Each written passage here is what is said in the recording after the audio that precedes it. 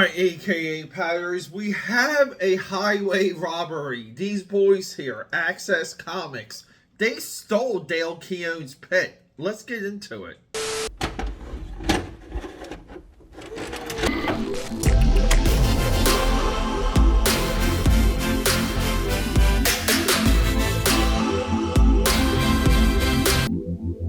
AKA Patters! Welcome back. I'm just going to hold this up. Just because, guys, this is uncharted territory. Nowhere else on the internet are you going to find this Pit appearance. But before we get into it, come on, subscribe, support, give me a comment, give me a thumbs up. Peter A. DeLuca here, aka Pad69. And say it with me, known throughout Philadelphia, PA, Europe, and the multiverse as the eclectic one. Let's go, guys. So, before we hit that drawing table, let me just say, what we're about to see, it's not there.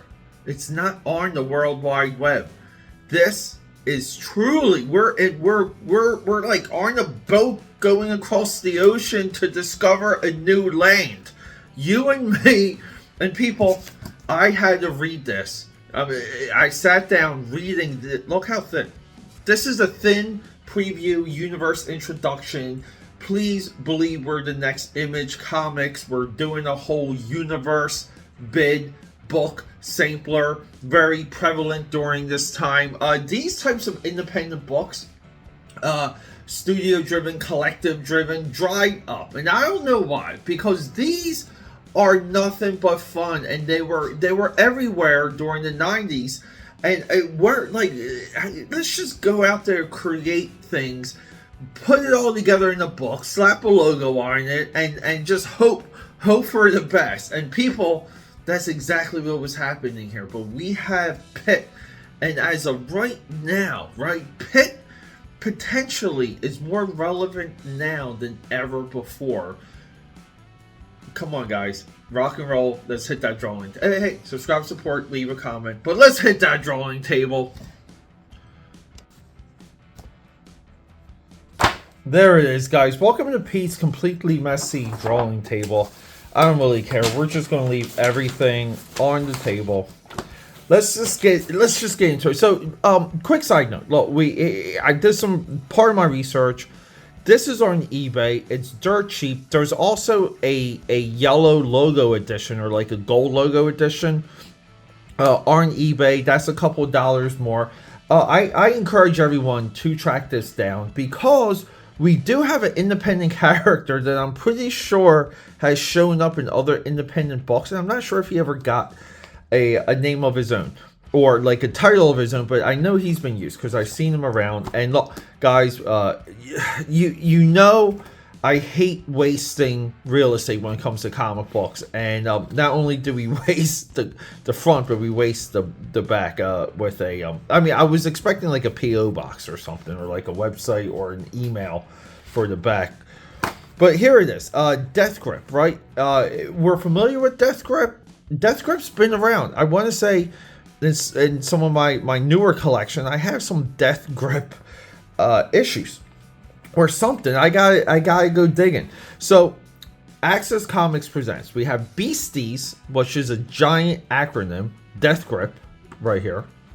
Shelter, that's the one we're going to look for. And look, Gin Ha. He becomes a big Alan Moore AB Comics guy. Tribe. Larry Stroman, the most underappreciated artist of his time. And W, special thanks to Todd Johnson and Larry Stroman. So, Tribe is the one book here that you will take note of. Tribe has been published by Image Comics. That black and gold cover, we have seen it in the $1 million bins.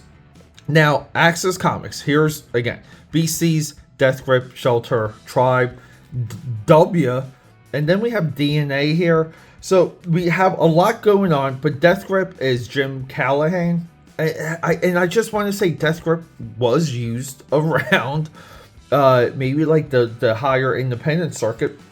But we get into this. This is confusing because, let me just explain it.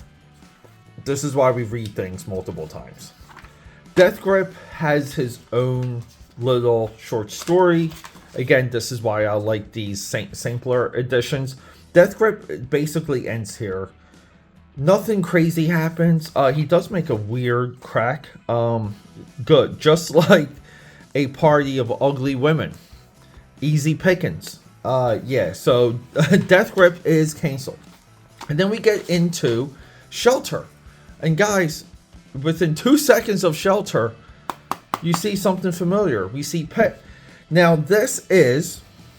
Shelter is a organization. They are kind of like a Mission Impossible force. They operate out of a comic shop. They're superheroes. They're discreet.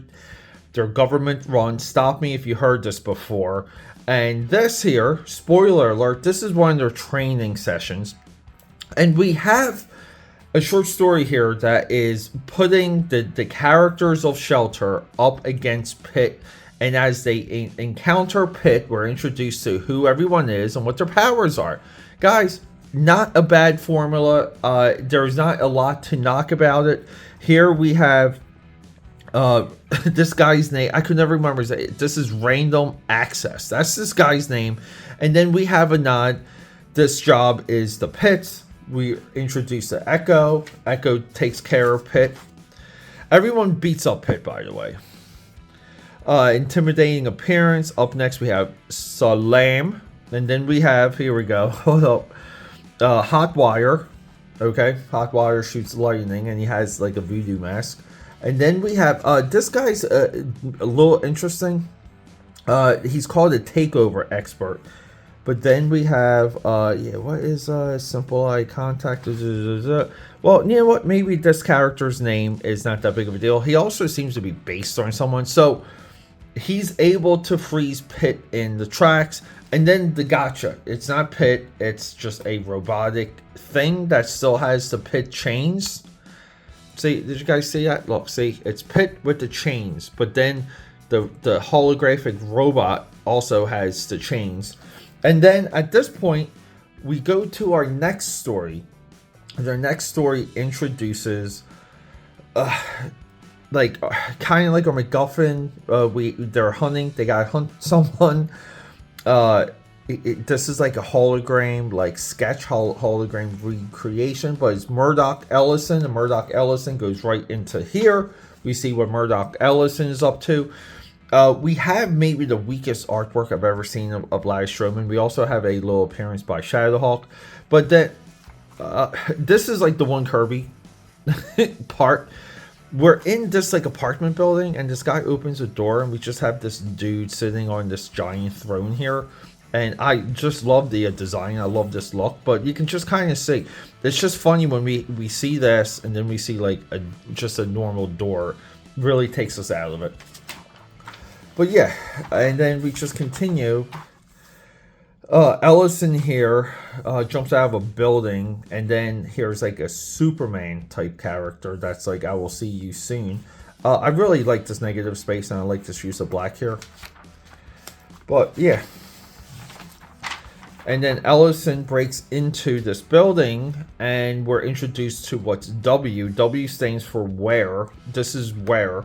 And I guess it's short for like aware, because she's aware that this guy was sneaking in. And that's the gotcha. And then like we're done. We really don't have much of a resolution. We have a preview for Power Company. Tried to look this up. This never came out. This is Quantum 5 by Joe, I always want to say Joe, yeah, it's Joe Phillips. He later did some really good work for Wildstorm. Nothing crazy to report from this. When it comes to these books, and can you dig it, you know, nice Warriors reference, they did publish up to Tribe 2 and 3, and I think Beasties, the Javier Salters, who, you know, we know him from Ghost Rider, Volume 2, by the way, the Danny Keach. Javier was fantastic even up until Mark Teixeira took over that book. So we always follow Javier. I believe Javier too. His base style, who was like I think Jose Lopez for DC, and then for like the mid 2000s became like DC's house style. I think a lot of those has roots in Javier. So just again, like another name to always pay attention to. And that's really it, people. We get Death Grip, we get Pitt in maybe a pitiful appearance, right? Like, pun intended there. I don't know, guys. I just really had to share this. There's no such thing as an AKAPAD effect. So find this in your dollar bins and find this cheap. It's a doozy. Yeah, so I wasn't sure like what to say in the intro, and even like flipping through the initial pages of Access Alpha. It's wonderful to pay homage. It really is. Nothing would exist if people didn't rip it off, honor it, pay homage to it, and try and recreate a type of energy that they're inspired by, the work that they're emulating. And people, we do it all the time. I do it all the time.